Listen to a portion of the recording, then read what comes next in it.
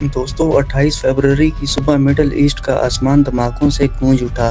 Tehran में ज़ोरदार blast, Israel में हाई अलर्ट और अमेरिका ने कन्फर्म किया कि उन्होंने ईरान के खिलाफ ज्वाइंट मिलिट्री ऑपरेशन लॉन्च किया है। दुनिया शॉक में है। क्या ये सिर्फ एक लिमिटेड स्ट्राइक है या दुनिया एक नए ग्लोबल वार की तरफ जा रही है? दोस्तों, अमेरिका, इसराइल और ईरान के दरमियान टेंशन आज की नहीं है। 1979 के इरानियन रेवोल्यूशन के बाद से ईरान और अमेरिका के रिलेशन खराब रहे हैं। इसराइल हमेशा से ईरान के न्यूक्लियर प्रोग्राम को अपने लिए एग्जिस्टेंशियल थ्रेट मानता रहा है। 2015 में न्यूक्लियर डील साइन हुई थी, लेकिन बाद में अमेरिका ने उससे विड्रॉल कर लिया था। तब से sanctions, cyber attacks, covert operations और प्रॉक्सी कॉन्फ्लिक्ट्स का सिलसिला जारी है। लेकिन जो अब हुआ है वो पिछले कई सालों से सबसे बड़ा डायरेक्ट एस्केलेशन माना जा रहा है। रिपोर्ट्स के मुताबिक सुबह के वक्त मल्टीपल एयर स्ट्राइक्स और मिसाइल स्ट्राइक्स की गई हैं। Targets reportedly military installation, missile storage facilities और स्ट्रेटेजिक इंफ्रास्ट्रक्चर थे। तेहरान, इस्फहान और कुछ दूसरे इलाकों में धमाकों की तस्दीक हुई। इसराइल ने अपने शहरों में सिविल डिफेंस अलर्ट जारी कर दिया है और अपनी एयर स्पेस भी बंद कर दी है। ये एक हाईली कोऑर्डिनेटेड ऑपरेशन लग रहा था जिसमें इंटेलिजेंस शेयरिंग और प्रिसिशन टारगेटिंग का यूज हुआ है। दोस्तों, ईरान ने तुरंत जवाब दिया। रिपोर्ट्स के मुताबिक बैलिस्टिक मिसाइल्स और ड्रोन्स लॉन्च किए गए। कुछ अमेरिकन बेसिस जो मिडल ईस्ट में मौजूद हैं उन्हें टारगेट किया गया। इसराइल के कुछ शहरों में सायरन्स बजे और मिसाइल्स डिफेंस सिस्टम एक्टिवेट किए गए। ये साबित करता है कि ईरान सिर्फ डिफेंस पोजीशन में नहीं बल्कि रिटेलिएशन मोड में है।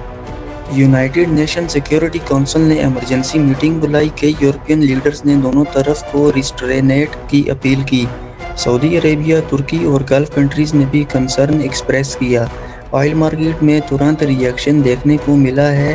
प्राइसेस में तेज़ी से इजाफा हुआ है और स्टॉक मार्केट्स में भी प्राइसेस बढ़ गई हैं। अगर ये कॉन्फ्लिक्ट लंबा चलता है तो ग्लोबल इकोनॉमी को झटका लग सकता है। दोस्तों, पाकिस्तान और इंडिया दोनों ऑयल इंपोर्टिंग कंट्रीज़ हैं।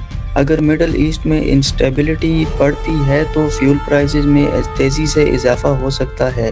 महंगाई बढ़ने का भी खतरा है और गल्फ कंट्रीज़ में जो लाखों पाकिस्तानी और इंडियन वर्कर्स हैं उन पर भी असर पड़ सकता है। रेमिटेंसेस और रीजनल ट्रेड डिस्टर्ब हो सकते हैं।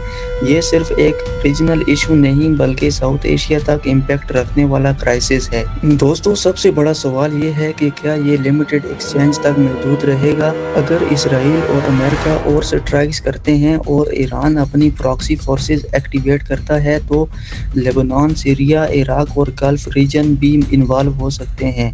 ऐसे सिनेरियो में एक वाइडर मिडल ईस्ट वार का खतरा बढ़ सकता है। एक्सपर्ट्स का कहना है कि दोनों साइड्स पावर शो हो रही है।